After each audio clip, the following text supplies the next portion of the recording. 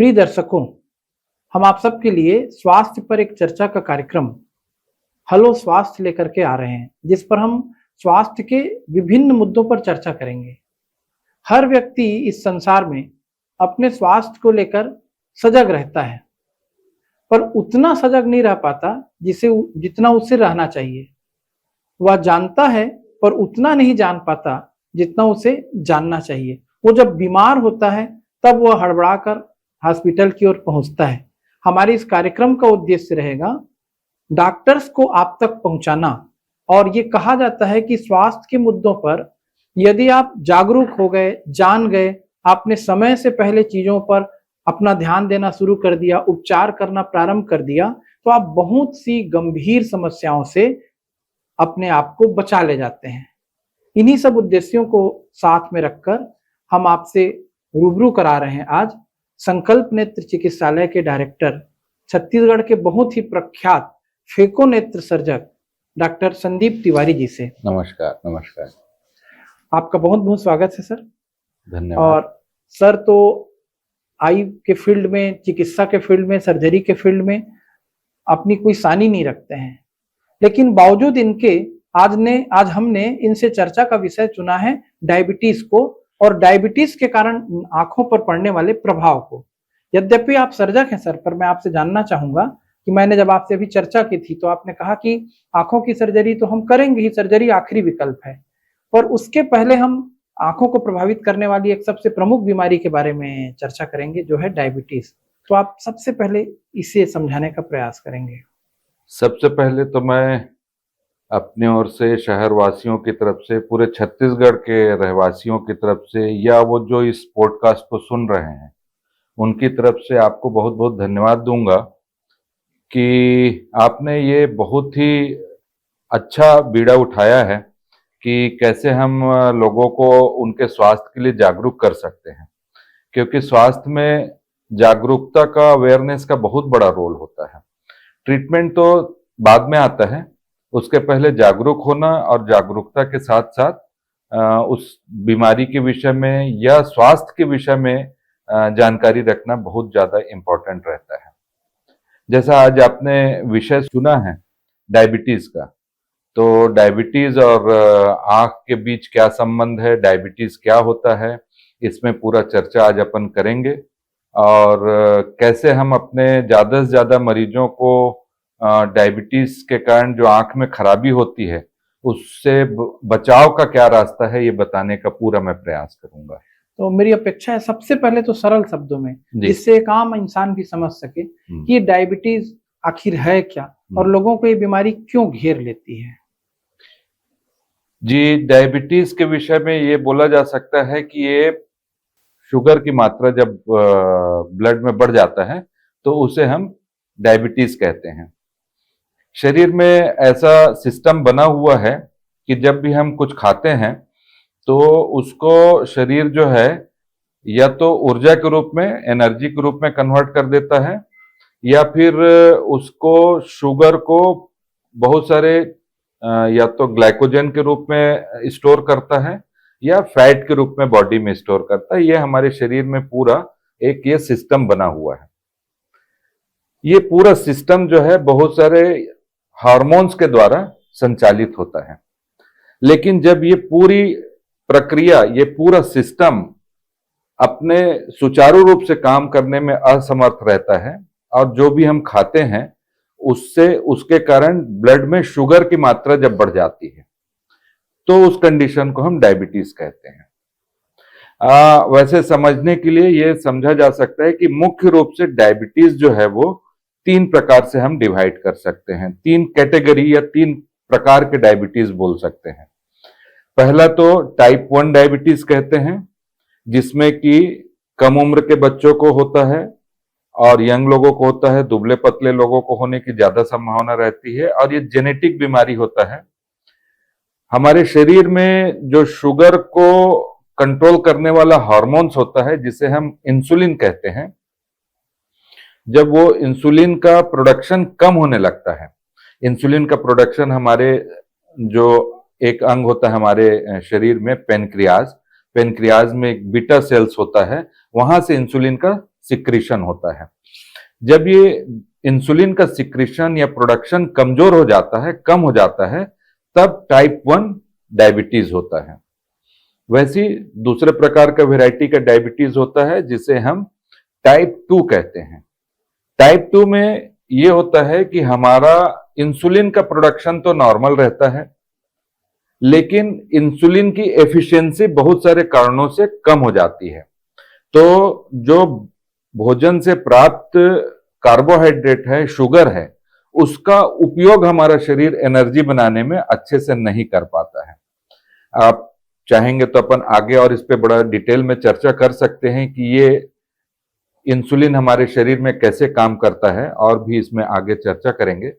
तो ये जब चीजें हमारा इंसुलिन या तो इनएफिशिएंट हो जाए या इंसुलिन का प्रोडक्शन कम हो जाए, इन दोनों कारणों से डायबिटीज होता है। अगर इंसुलिन का प्रोडक्शन कम हो रहा तो टाइप 1 कहा जाएगा, और अगर इंसुलिन का प्रोडक्शन नॉर्मल है लेकिन इनएफिशिएंट हो गया, उसका उपयोग पूरी तरह अच्छे से नहीं हो रहा, तो उसे हम टाइप 2 कहेंगे।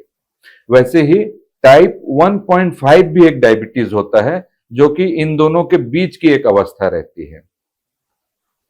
सामान्य तौर पे जब हम लोग देखते हैं तो करीब करीब समाज में 5 से 8% टाइप 1 डायबिटिक लोग हैं, और टाइप 2 जिसमें कि इंसुलिन का प्रोडक्शन तो नॉर्मल है लेकिन उसका उपयोग ठीक से नहीं हो रहा, वो 85% लोग हैं। तो हमारे समाज में मुख्यतः टाइप 2 के मरीज ज्यादा हैं। जी ठीक।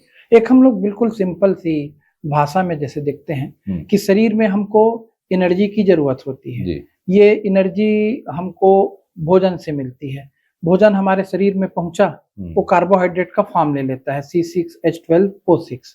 अब वो जब जलता है तो हमको, जैसे हम केवल गाड़ी में पेट्रोल डाल दें तो गाड़ी चलना शुरू नहीं करेगी, जब उसका दहन शुरू होगा तब वो गाड़ी चलेगी। तो वैसे ही ये हमारा जो कार्बोहाइड्रेट पहुंचा है वो जलेगा तो हमको एनर्जी मिलेगी। तो क्या हमारा कार्बोहाइड्रेट बर्न होना बंद हो जाता है, या वो कार्बोहाइड्रेट इंसुलिन की मदद से कोशिकाओं तक पहुंचना बंद हो जाता है? ऐसा होता क्या है कि हम एक शब्द भी इसमें सुनते रहते हैं, इंसुलिन रेजिस्टेंस करती है बॉडी करके। ये ऐसा क्यों होता है? ये बहुत ही आपका अच्छा क्वेश्चन है, और मुझे पूरा विश्वास है कि आप इस सब्जेक्ट में अच्छा अध्ययन किए हैं, तब जाकर के आपका ये क्वेश्चन बनता है। एक्चुअली इंसुलिन का काम ही ये है कि जो भी हम खाएंगे उसमें से जो कार्बोहाइड्रेट या शुगर जिसे कहते हैं, जिसे मोनोसेक्राइड कहते हैं, उसको शरीर के सेल्स के अंदर पहुंचाना।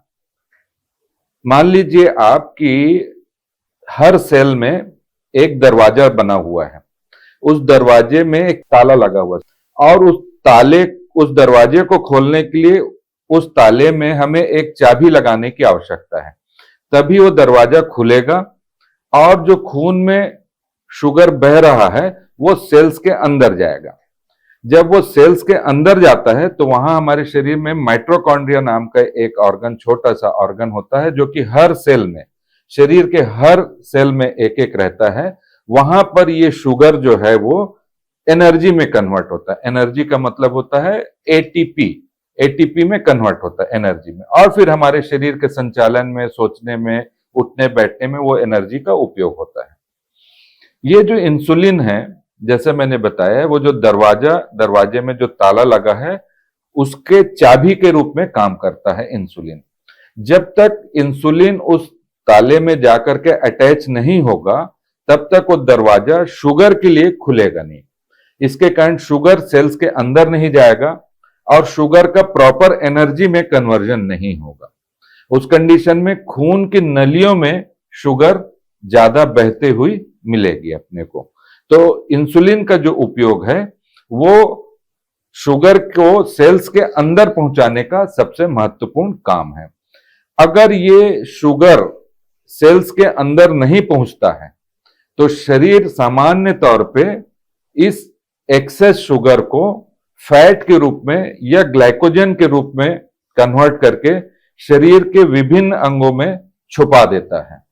तो शुरुआत में तो यही होता है, जब आपका शुगर आपका इंसुलिन का उपयोग कमजोर हो जाता है, इंसुलिन एफिशिएंटली काम नहीं करने लगता है, या वो जो दरवाजे में ताला है उसमें कोई परेशानी आ जाती है, उसमें खराबी आ जाती है, तो इंसुलिन अपना पूरा उपयोग, इंसुलिन का पूरा उपयोग नहीं हो पाता।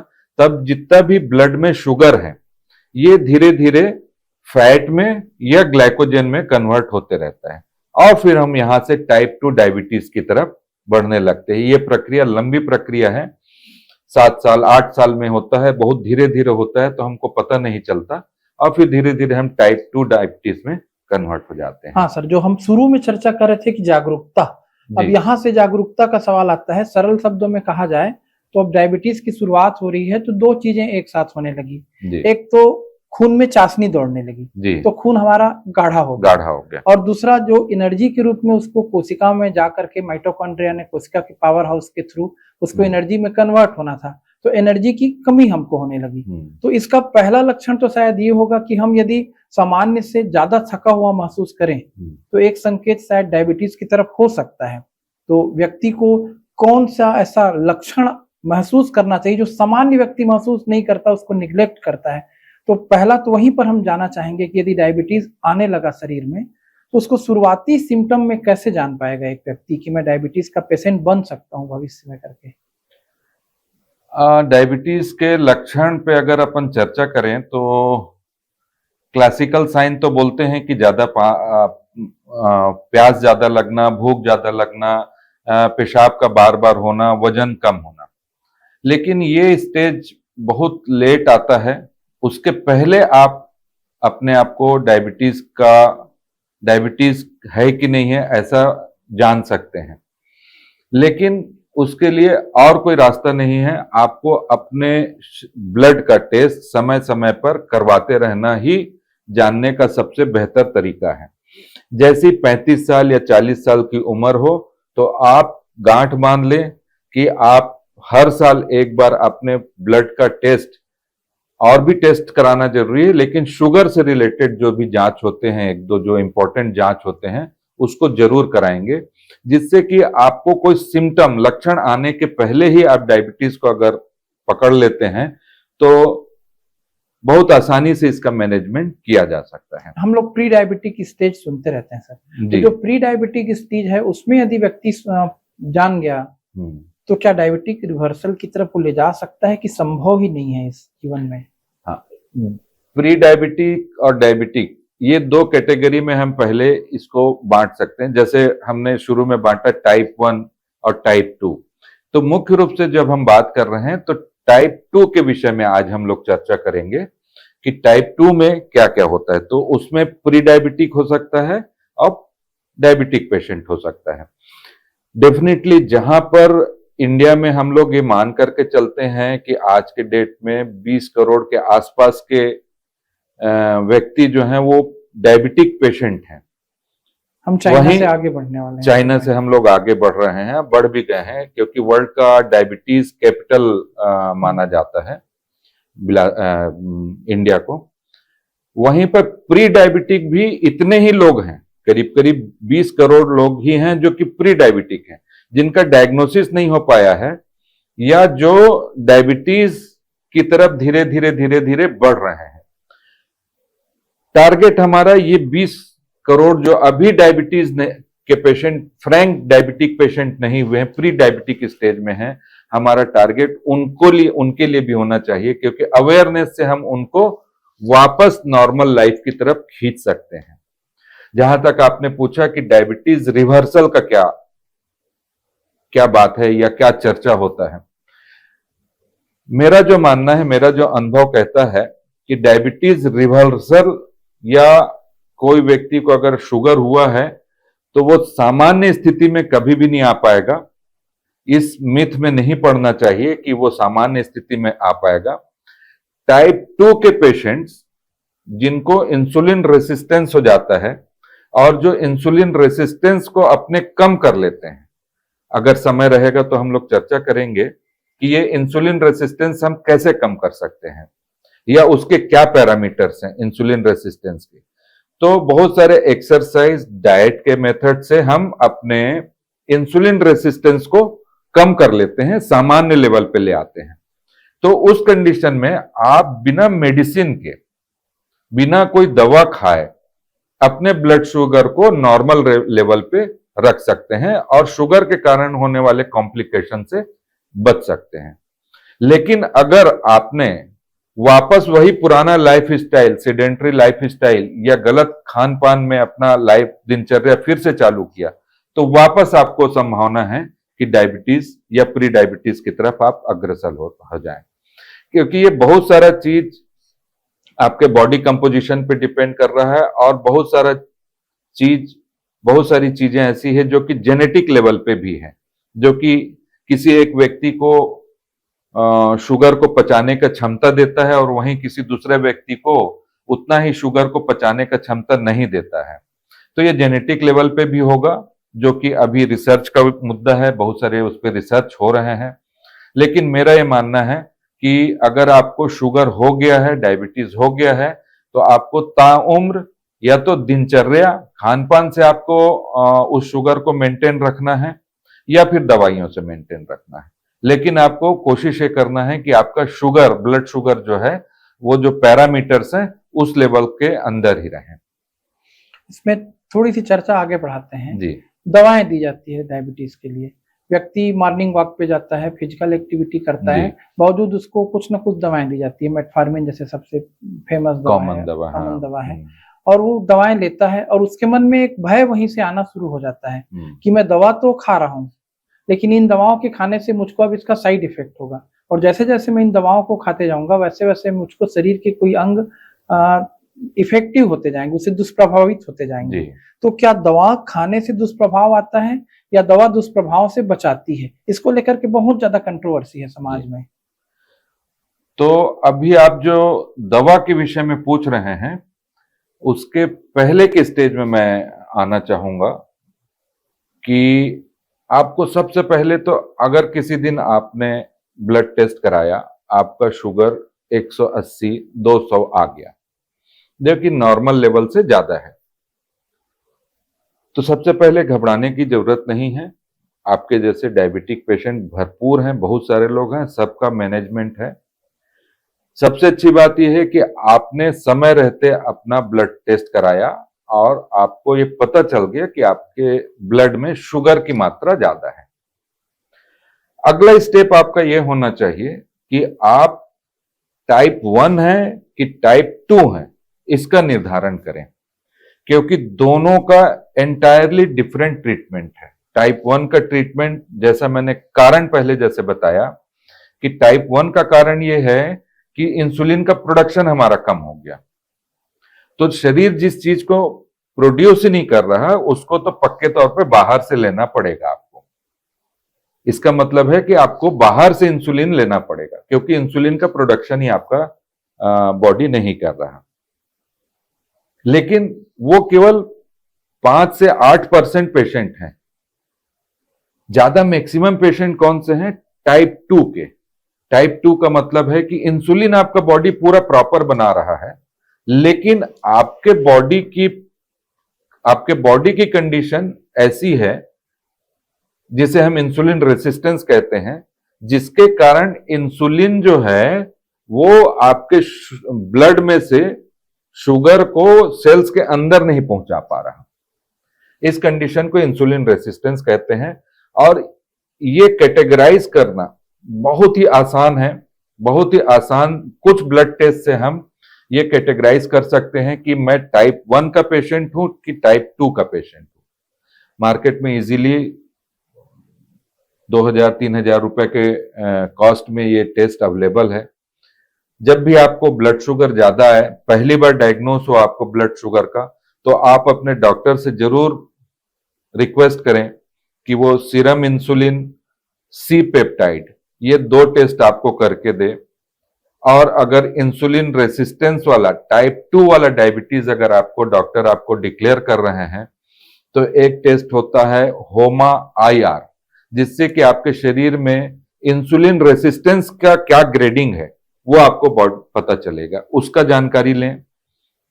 तीसरा, इंसुलिन रेसिस्टेंस का मुख्य कारण ये होता है कि शरीर में फैट की मात्रा का ज्यादा हो जाना। यही फैट आपके, जो मैंने बताया कि हर सेल में एक दरवाजा है और दरवाजे में एक ताला लगा हुआ, वो ताले को डिस्टर्ब कर देता है जब हमारे शरीर में एक्सेस मात्रा में फैट रहता है। तो इंसुलिन रेसिस्टेंस की मात्रा किस ग्रेड में है देखने के लिए आपको एक होमा IR नामक टेस्ट करना चाहिए, जो कि लैब से, किसी भी लैब से बहुत आसानी से हो जाता है।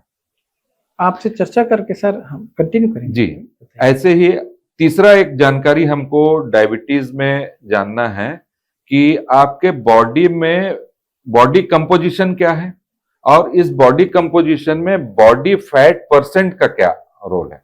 अभी तक जैसे हम लोग जानते हैं कि हम लोग BMI को बहुत ध्यान देते थे, BMR को बहुत ज्यादा ध्यान देते थे, लेकिन अभी सबसे ज्यादा इंपॉर्टेंट ध्यान दिया जा रहा है, उसे बोलते हैं बॉडी फैट परसेंटेज। मान लीजिए आपका वजन 70 किलो है, तो उस 70 किलो वजन में कितना फैट का कंपोनेंट है, कितना प्रोटीन का या बोन का कितना कंपोनेंट है, कितना वाटर कंटेंट।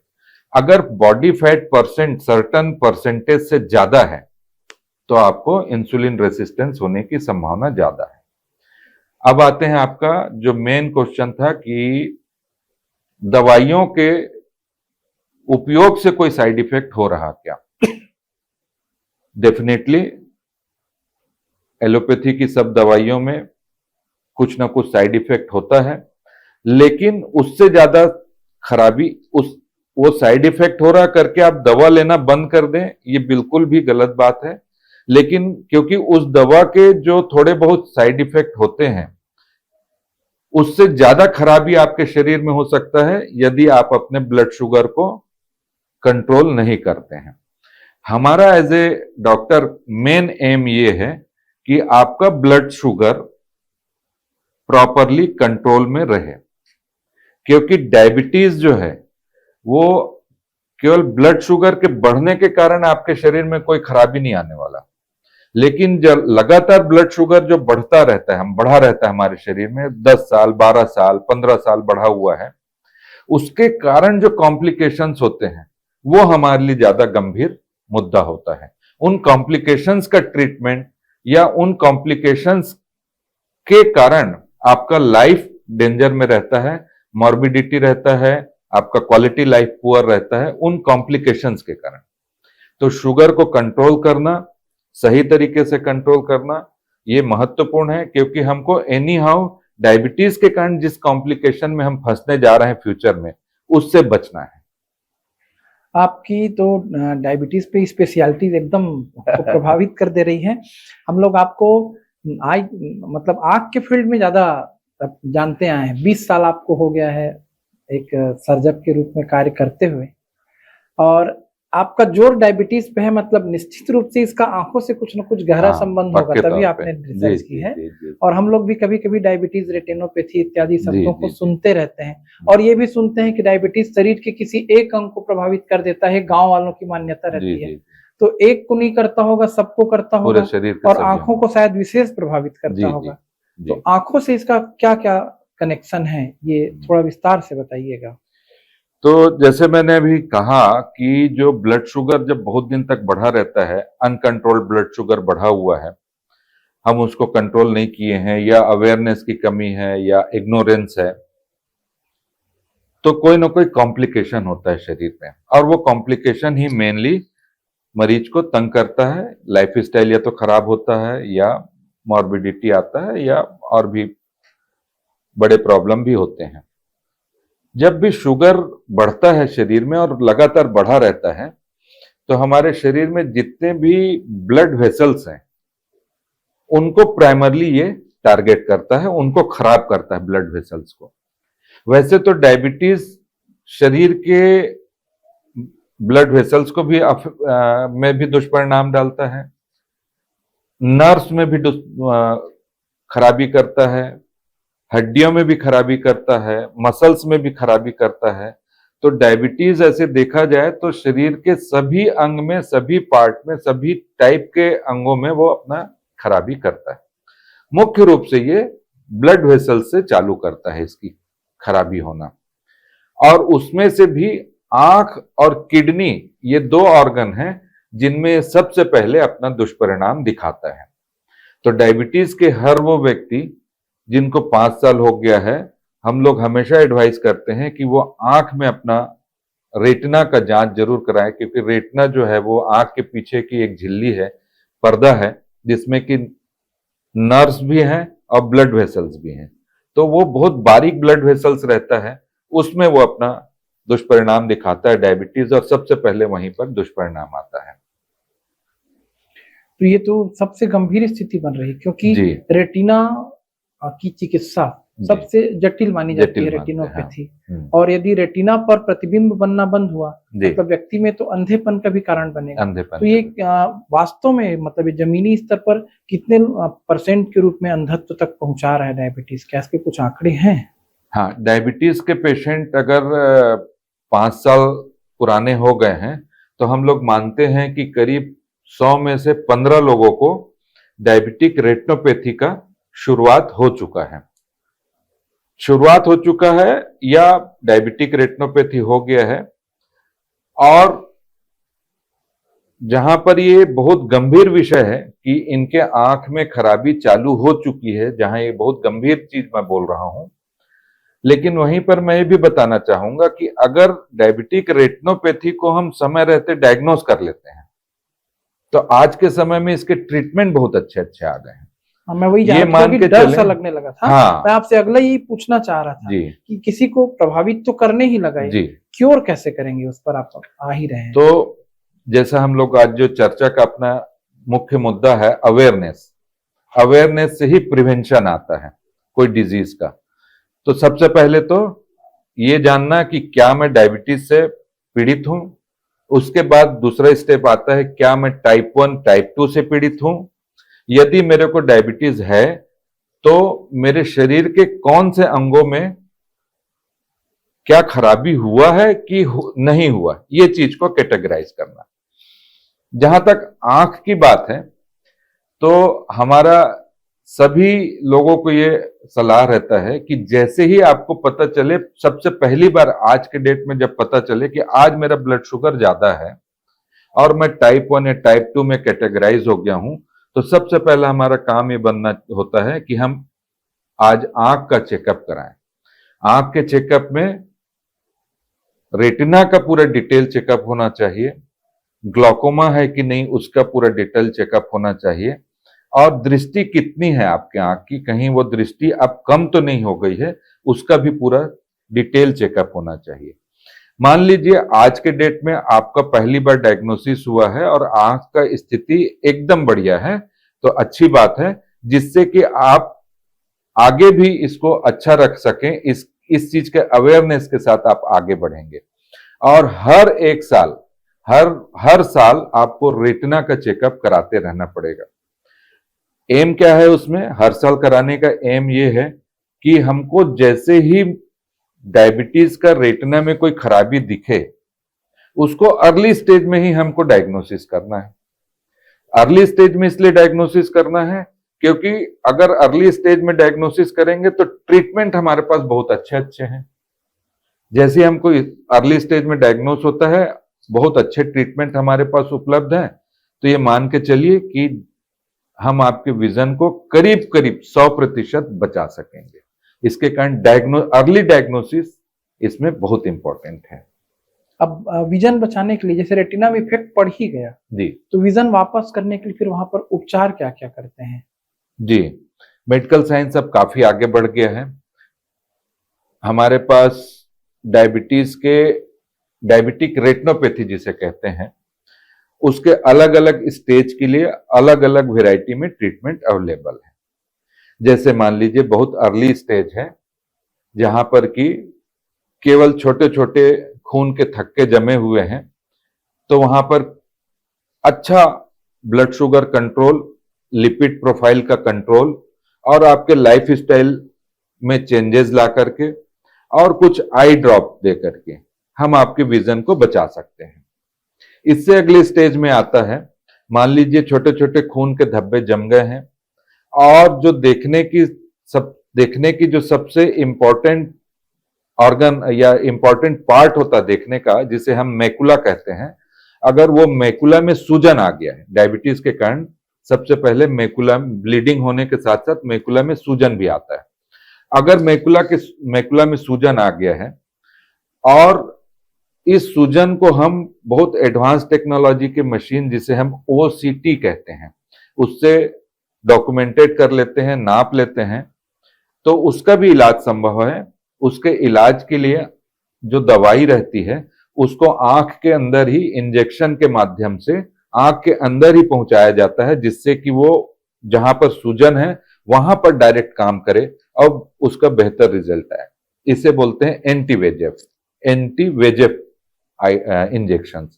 ये बहुत ही अच्छा ट्रीटमेंट है, बहुत ही सक्सेसफुल ट्रीटमेंट है मैकुलर एडिमा और डायबिटिक रेटिनोपैथी के लिए। यदि किसी पेशेंट को, किसी व्यक्ति को कोई डॉक्टर बोलता है कि आपके आंख में इंजेक्शन लगाना पड़ेगा, तो बेहिचक लगवाएं। बहुत ही अच्छा, बहुत ही सेफ प्रक्रिया होता है। और इससे चूंकि मरीज लोग कई बार डर जाते हैं ये सुन करके कि आंख में कैसे इंजेक्शन लगेगा, बहुत ही छोटी, बहुत ही सामान्य प्रक्रिया है। मेरा सभी मरीजों से आज जो ये पॉडकास्ट देखेंगे उनसे मैं रिक्वेस्ट करूंगा कि केवल डर के मारे अपना इलाज कराना बंद ना करें। ये तो एंटी वेजेफ इंजेक्शन की बात है। मान लीजिए इससे स्टेज और आगे बढ़ गया है, रेटिना में और ब्लीडिंग हो गया है, नए छोटे छोटे ब्लड वेसल्स बन गए हैं, तो लेजर होता है, आंख का लेजर होता के माध्यम से आंख की सेकाई कर देते हैं रेटिना की, और जो नए ब्लड वेसल्स बने हैं उनको हम बर्न करके उनको खत्म कर देते हैं। इससे भी मान लीजिए कोई पेशेंट लेट हो गया है और उसको आंख के अंदर ब्लीडिंग हो गया है और ब्लीडिंग के कारण पूरा रेटिना अपनी जगह से हिल गया है, जिसे हम रेटिनल डिटैचमेंट कहते हैं, अगर वो हो गया है, या विट्रस हेमरेज हो गया है डायबिटीज के कारण, तो सर्जरी के द्वारा भी उसका ट्रीटमेंट किया जा सकता है। और सर्जिकल ट्रीटमेंट भी बहुत ही बेहतर तरीके से होता है और बहुत अच्छे परिणाम आते हैं। पहले जितना कम बेहतर परिणाम था, आजकल उतना ही मेडिकल साइंस एडवांस हो गया है, बहुत सारे टेक्नोलॉजी आ गए हैं, बहुत अच्छी अच्छी मशीनें आ गई हैं और बहुत अच्छे तरीके से रेटिना का इलाज किया जा सकता है, यदि वो पेशेंट बहुत लेट स्टेज में भी है तो। लेकिन मेरा ये रिक्वेस्ट रहेगा कि उस लेट स्टेज तक पहुंचना ही क्यों, उसके पहले अगर हम मैनेज करना चाहें तो किया जा सकता है। बिल्कुल, ये चर्चा इतनी ज्यादा उपयोगी लग रही है कि मैं तो ये बोलना चाहूंगा, जागो ग्राहक जागो जैसे कहा जाता है, वैसी जागो। जितने लोग हो जिनको भी डायबिटीज की प्रॉब्लम हो रही है वो जागें, समय से पहले जागें, घबराएं ना।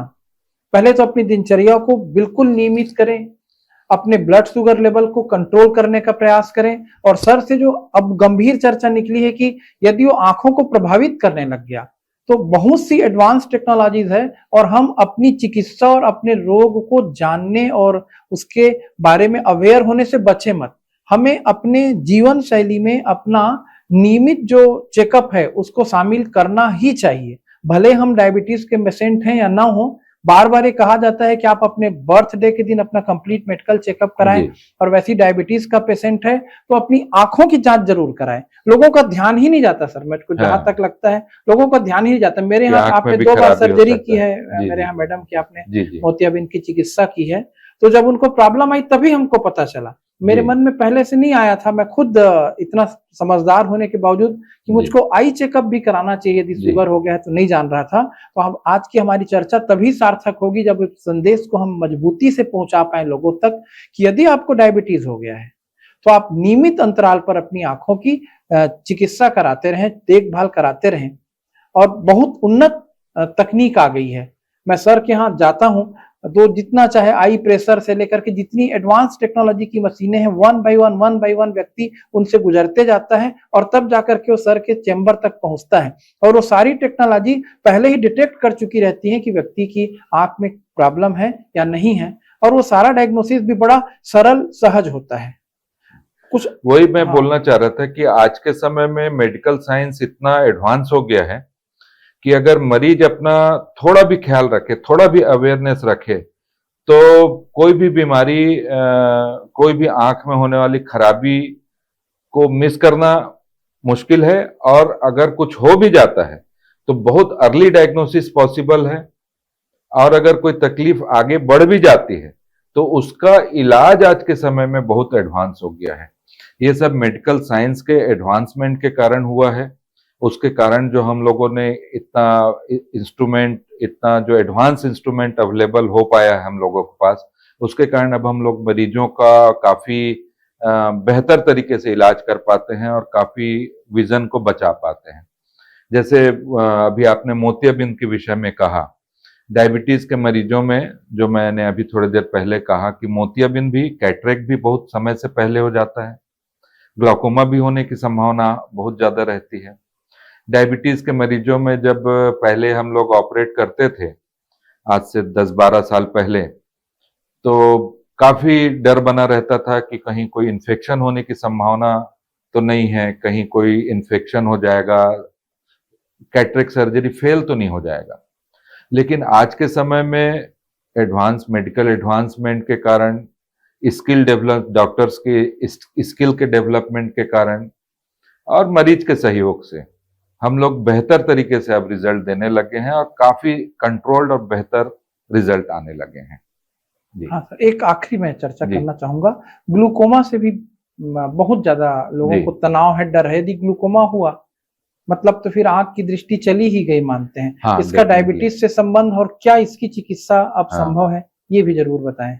जैसे मैंने अभी कहा कि मेडिकल साइंस बहुत प्रगति कर चुका है, बस आपके अवेयरनेस की जरूरत है, सही चिकित्सक के पास आपके पहुंचने की जरूरत है।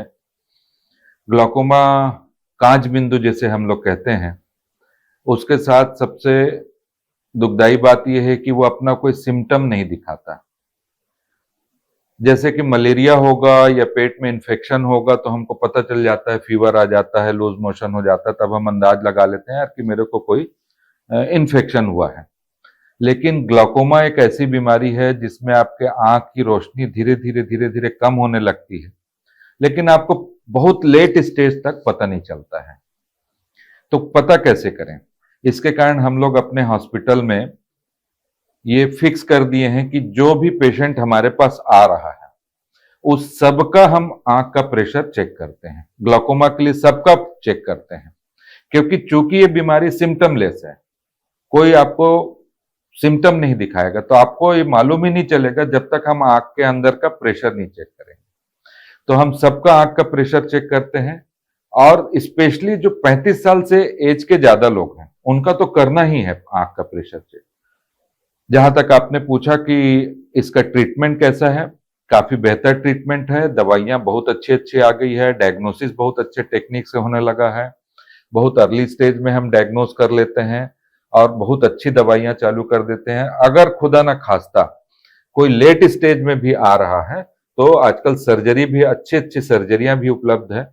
बस लेकिन इसमें ग्लाकोमा में एक ही नेगेटिव पॉइंट है कि जितना आपके आंख का विजन खराब हो चुका है उसे हम वापस नहीं ला सकते। इसलिए इसका एक ही मूल मंत्र है, अर्ली डायग्नोसिस, बेटर ट्रीटमेंट।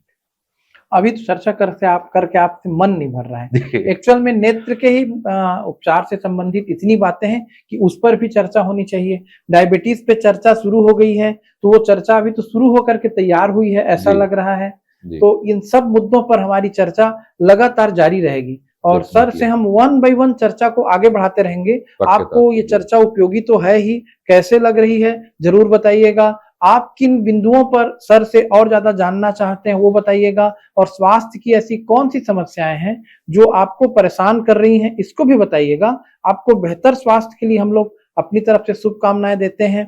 और मैं सर से कहना चाहूंगा कि और वो कुछ संदेश देना चाहते हैं तो आगे कहें और फिर हम चर्चा को विराम पर ले जाएंगे। बहुत ही अच्छा प्रयास है तिवारी जी आपका, और मैं चाहूंगा कि हम आपके इस प्रयास में सहभागी बने, और मेरी तरफ से जो भी सहयोग बनेगा मैं करूंगा, और चाहूंगा कि मैं शहर के और भी चिकित्सकों को आपके इस पॉडकास्ट में बुलाऊं और आप उनसे लोगों के लिए क्वेश्चन करें, जाने कि कैसे हम स्वास्थ्य के लिए अवेयरनेस बढ़ा सकते हैं। आपका बहुत बहुत साधुवाद एवं बहुत बहुत धन्यवाद। जी, दर्शकों को भी हम विश्वास दिलाते हैं, सर तो ज्ञान के सागर हैं। मेरा इनके साथ लंबे समय से बैठना रहता है। ये दर्शन पर भी गहरी पकड़ रखते हैं और चिकित्सक और सर्जक के रूप में तो इनकी कोई सानी नहीं है। आगे हम चर्चा ये रखेंगे, डायबिटीज पर ही अभी हमारा मन नहीं भर रहा है। यदि परिवार में पृष्ठभूमि है तो डायबिटीज से कैसे बच सकते हैं, जो नियमित दिनचर्या है, आपका मॉर्निंग वॉक है, वहां से लेकर के आप भोजन में किन चीजों का समावेश कर सकते हैं, डायबिटिक रिवर्सल वास्तव में जमीनी रूप में कितना आप ला सकते हैं, दवाओं का प्रयोग किस लिमिट के बाद जाकर के क्या वापस कम किया जा सकता है, सब पर हम सर से बहुत विस्तार से चर्चा करेंगे। नेक्स्ट हमारे पॉडकास्ट का नेक्स्ट एपिसोड का इंतजार करें। धन्यवाद। Thank you.